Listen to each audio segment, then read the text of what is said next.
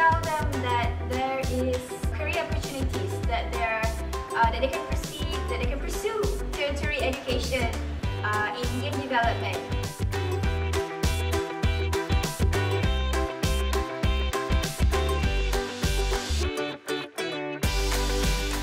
It's a wonderful program, given my students an opportunity to learn about game development.